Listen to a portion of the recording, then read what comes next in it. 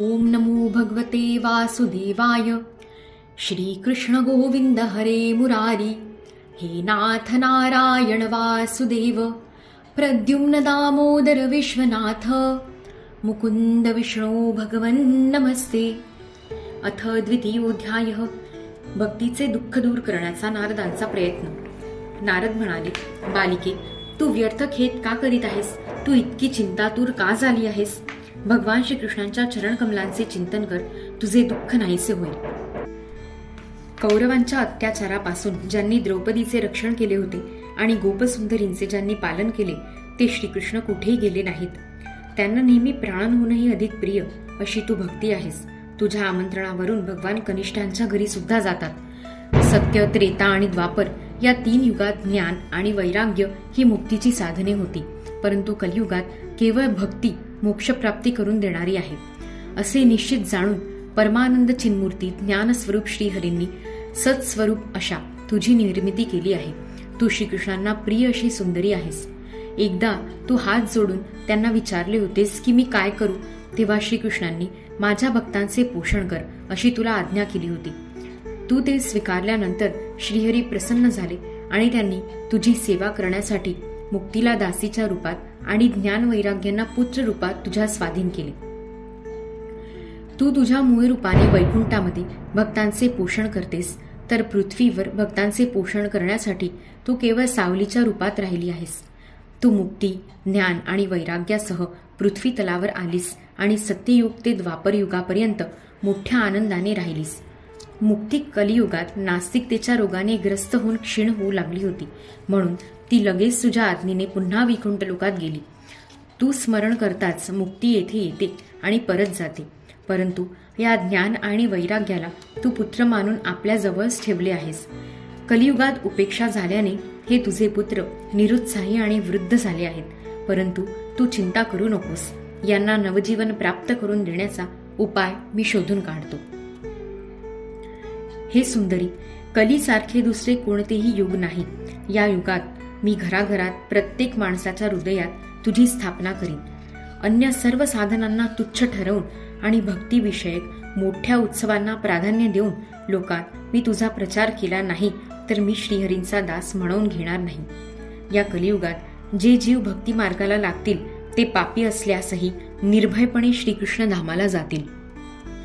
ज्यांच्या हृदयात प्रेम स्वरूप भक्ती निरंतर निवास करते ते शुद्धांतकरणाचे लोक स्वप्नात देखील यमाला पाहत नाहीत. ज्यांच्या हृदयात भक्ती आहे त्यांना प्रेत, पिशाच्च, राक्षस किंवा दैत्य स्पर्श करण्यास असमर्थ आहेत. तप, वेदाध्ययन, ज्ञान, कर्म अशा कोणत्याही साधनांनी भगवंत वश होऊ शकत नाहीत. ते केवळ भक्तीनेच वश होतात. गोपी याचे उत्तम उदाहरण आहे. हजारो जन्मांच्या पुण्याईने मनुष्याला भक्तीविषयी प्रेम निर्माण होते. कलियुगात भक्ती केवळ भक्तीच सार आहे. भक्तीनेच प्रत्यक्ष श्रीकृष्ण समोर उपस्थित होतात. भक्तीशी द्रोह करणारे तिन्ही लोकात दुःखाचेच धनी होतात. एकेकाळी भक्ताचा तिरस्कार केल्यामुळे दुर्वास ऋषींना दुःख प्राप्त झाले होते. व्रते, तीर्थयात्रा, योग, यज्ञ, ज्ञानचर्चा इत्यादी साधनांची काहीही आवश्यकता नाही.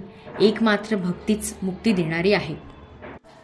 सूत म्हणाले, आपले महात्म्य निर्णायकरित्या नारदांच्या तोंडून ऐकल्यावर भक्ती सर्व अंगांनी पुष्ट झाली आणि त्यांना म्हणाली. भक्ती म्हणाली, नारद मुनी, आपण धन्य आहात. आपले माझ्या ठिकाणी निश्चल प्रेम आहे. मी नेहमी आपल्या हृदयात निवास करीन. आपल्याला मी कधीही सोडून जाणार नाही.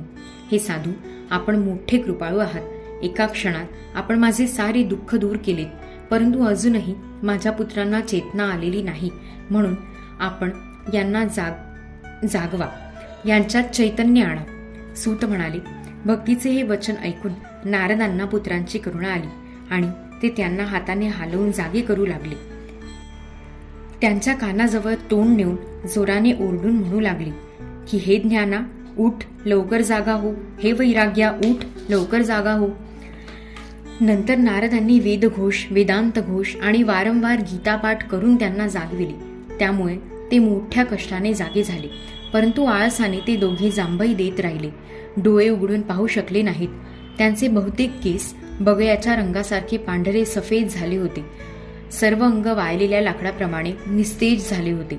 अशा रीतीने तहान भुकीने व्याकुळ झालेले ते पुन्हा झोपी जाऊ लागले आहेत असे पाहून नारदांना मोठी चिंता लागून राहिली आणि ते विचार करू लागले की आता आपण काय करावे, यांची झोप आणि त्याहीपेक्षा अधिक वृद्धावस्था कशी दूर होईल. शौनका, अशी काळजी करीत नारद भगवत चिंतन करू लागले. त्यावेळी आकाशवाणी झाली, मुनिवर्य, खेद करू नका, तुमचे हे प्रयत्न निश्चितच सफळ होतील. देवर्षी, यासाठी तुम्ही एक सत्कर्म करा. ते कोणते ते तुम्हाला संत शिरोमणी महात्मे सांगतील. त्या सत्कर्माचे अनुष्ठान करता क्षणी यांची झोप आणि वृद्धावस्था नाहीशी होईल आणि सगळीकडे भक्तीचा प्रसार होईल. ही आकाशवाणी तेथील सर्वांनीच स्पष्टपणे ऐकली. त्यामुळे नारदांना मोठे आश्चर्य वाटले आणि ते मनात म्हणू लागले, मला तर याचा आशयच कळला नाही. नारद म्हणाले, या आकाशवाणीने सुद्धा गुप्त रूपानेच ही गोष्ट सांगितली. ज्यामुळे यांचे कार्य तडीच जाईल असे साधन सांगितलेच नाही. ते संत कोठे भेटतील व कोणते साधन सांगतील बरे.